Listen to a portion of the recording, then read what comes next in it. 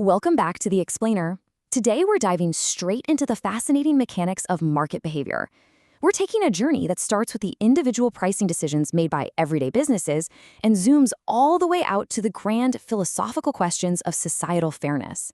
It's a structured look at how the gears of our economy actually turn. Here's what we're looking at today. 1. Elasticity of demand. 2. Elasticity and total revenue. 3. Consumer and producer surplus. 4. Evaluating market efficiency. 5. Allocating scarce resources. And finally, 6. Is the market fair? Section 1. Elasticity of demand. So when businesses want to know exactly how much demand is going to drop if they raise their prices, they calculate this specific responsiveness measure. It's called the price elasticity of demand, or PED.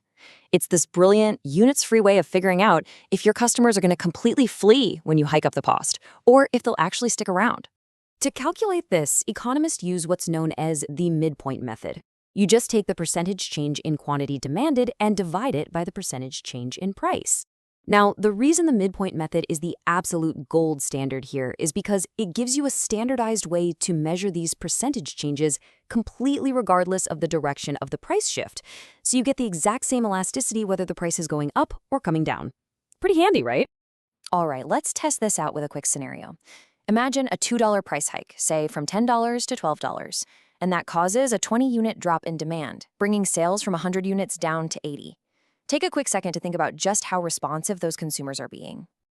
If we run those numbers through our midpoint method, the calculation yields 1.22. So what does it actually mean for us? Well, it tells us that the demand for this product is elastic. In economics, anytime the elasticity number is greater than 1, it means the percentage change in quantity demanded was larger than the percentage change in price. Basically, your buyers are highly responsive. Moving right along to Section 2. Elasticity and total revenue. Ultimately, every business wants to know how price changes are going to affect their bottom line, right? So let's see how this elasticity builds directly into a firm's total revenue. The crucial takeaway here is this.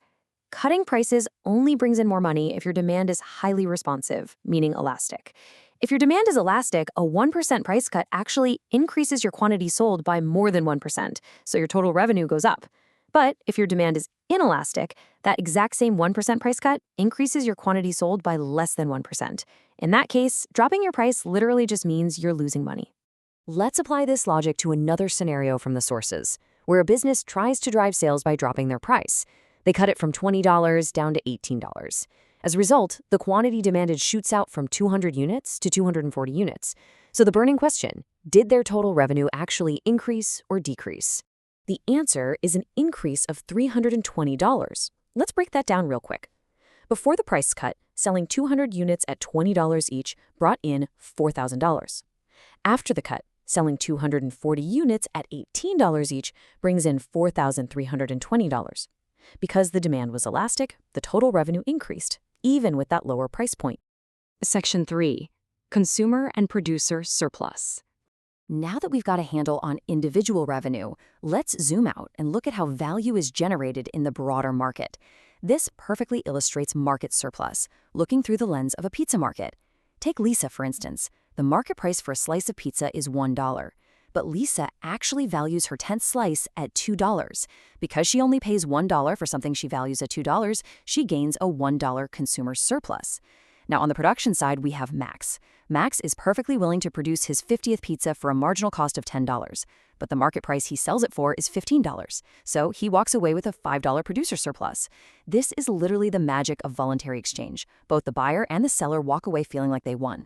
Which brings us to Section 4, Evaluating Market Efficiency. When we combine all the consumers out there like Lisa and all the producers like Max, we can evaluate the overall efficiency of the entire market. Notice that intersection point right in the middle, that equilibrium quantity where marginal benefit perfectly equals marginal cost. This represents Adam Smith's famous invisible hand at work. It suggests that when consumers and producers simply pursue their own self-interest in a competitive market, they naturally arrive at an efficient outcome that perfectly maximizes the total surplus for society. It's kind of beautiful when you think about it. However, inefficiency totally plagues markets when we deviate from that perfect sweet spot. During underproduction, we're making too little and just leaving valuable societal surplus on the table. Conversely, with overproduction, we're producing way too much, meaning the cost to produce those extra items is actually higher than the benefit society receives from them. Section 5, Allocating Scarce Resources. Because markets aren't always perfectly efficient for every single situation, societies have to choose different methods to allocate scarce resources. The market price definitely isn't the only tool in our toolbox. While you buy most of your goods, like groceries, using market prices, just look at how many other systems we use on a daily basis. Your time at work is allocated by command, someone in authority tells you what to do, casual restaurants and supermarkets use first come, first served, we use majority rule to allocate tax dollars, and, fascinatingly, when resources are incredibly scarce and super hard to distinguish among users, we actually use lotteries. No joke, this is exactly how major airports allocate their highly coveted landing slots. And our final stop, Section 6, is the market fair.